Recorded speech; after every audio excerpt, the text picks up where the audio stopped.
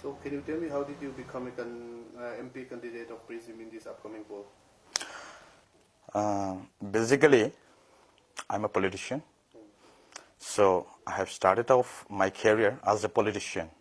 And when the PRISM Party decided to contest this upcoming Lok Sabha election, and the core committee has, taken a referendum from all the party men, and when they come to me at last of my willingness with regards to this election, I have imagined Mizoram as a self-determining country, a nation. That's why I joined politics. When I spent more than 15 years in the mainland India, I came to know that due to vast cultural and language differences, we need to, uproot the people to tell them what is your rights.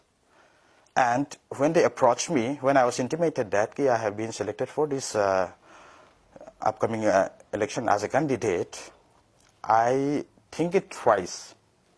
Is it good for me or is it good for the nation? And I look around, as most of the other parties has already declared their candidates. I tell them, okay, it's good because none of our candidates till to date has ever mentioned about the identity of the Mizo people. That is what this party, PRISM, has been declaring to the public. And some months back, the party has already clarified its stance on the CAB issues, which says that if the central government pushes for the CAB, if the BJP has come to power again in the central, which is most likely with the current trend. And this is the only party which has a clear stand on the CAB. If the CAB, the Citizenship Amendment Bill, is pushed through again, and we have a very clear option, which says that we will opt for a Secession Bill in the Parliament.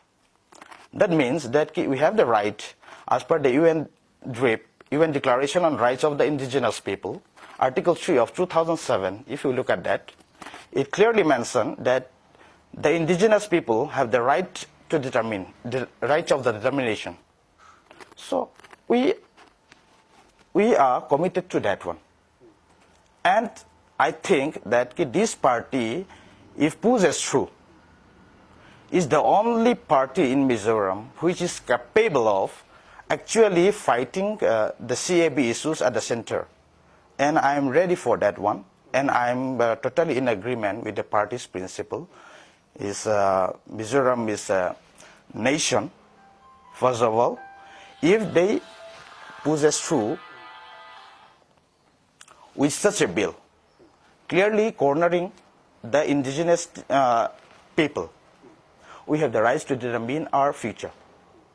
If you look back at 100 years back, okay, it's not a long story, just 100 years back, Mizoram was what?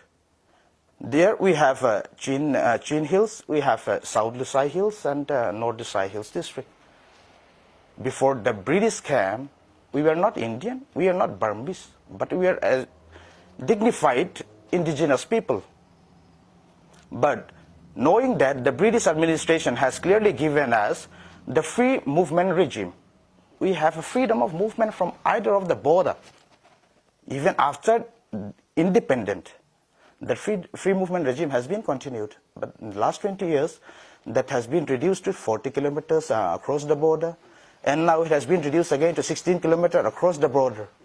And now, when they brought up this issue of the Citizenship Amendment Bill, the problem is they have included the Buddhist people from the Bangladesh, which have no connection with the Mizo population, and excluded the other one, our own brethren living on the other side of the Myanmar. The Chin Hills population, the Christian community over there, they have included the Christian community of the Bangladesh, but not of the Burmese. So, if they try to divide the unity, we are one nation, we were, And we can be again if that is pushed through. That's my aim. And this party, PRISM, is totally in agreement with that one. I'm happy that I'm capable of pushing forward that one. You will be contesting against the ruling party. They have the candidate aṭanga, and then the PM Congress have formed an alliance and put up the youth icon theih. Do you think it is going to be a challenge to win in this upcoming poll? Obviously, every election is a challenge. So if you look at that, this 4 months prior, we had the general election in the State Assembly, and if you look at mathematics, okay, we have seen the vote share of each of the parties, and we are the only second party. I would like to correct you that on that one. theih is an independent candidate, first of all, because both the Congress and the PM have denied as their candidate. They said it as an independent candidate. He himself is declaring on his profile and everywhere. So we are the only second option available in registered political parties. So it will be a challenge, of course, but that is what we are meant to do. We are happy. We are on a platform to propagate our ideas. Okay. Are you confident on winning in the upcoming polls, and what gives you the confidence? Obviously, because as we have seen earlier in all the elections, our election trend, electoral voter trends, has been changing continuously. If you look at the current scenario, in the last election, the anti-incumbency of the both Congress and the MNF, ZPM come out of that one. And you see, in the center in Mizo, which has a vote share of more than nearly 20% of the overall votes of Mizoram, has rooted for the ZPM, though they didn't have any base at all. They were unregistered political party. But now, the people have seen us, our determination, our stand on and our principle with regards to the administration we propose and the change we have promised. We are still standing on to that one. The people have realized that we are the only party which is capable of fulfilling their promises. So I'm happy with that one. I'm a candidate of the party with a principle. We haven't changed a bit, and we'll push through again. What will be your priorities other than the right to secession bill? My priorities will be, first, that was a secession bill is a secondary priority, first of all. The priority number one, actually which comes out of the secession bill, is to unite the Zhou community demarcated by international boundaries. We have to be united again. The freedom movement, all these things which come into my mind, first of all. That the region, the party has also the secessionist bill. That secession bill is not about, disintegrating India. It's about uniting the Indian people. And apart from that one, that is in connection with the CAB, the secession bill. And the second priority is collection of the documents which we don't have. Mizoram was, put under different administration during the British, the North and the Lusai Hills district. And now, which has been merged into, before independence of the Lusai Hills district, we didn't even have a document in our state library even. Neither which area has been comprising of the erstwhile North Lusai Hills district, nor the South Lusai Hills district. We don't have a boundary till that. So to collect all those important documents, and we need to have a power of an MP, as he has the full access rights over all the archives of the national government agencies, like the National Survey of India and all those. So that is my second priority.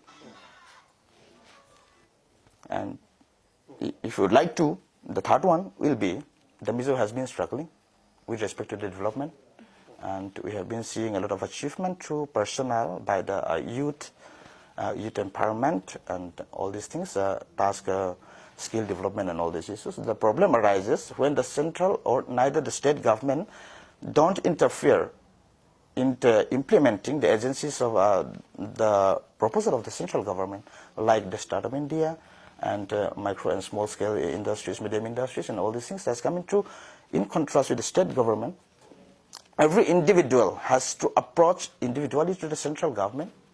So the problem arises, as an individual, as an entrepreneur, they cannot rise above the petty things. It's the duty of the state government. If the state government fails, it's the duty of the MP to help him out in contacting with, in reference with any related, with respect to the industrial, to make in Mizoram an industrial state. We need such an entrepreneur. We need to help them out. Not only here in Mizoram, to the central government, to the central state employees. We need to have all those things.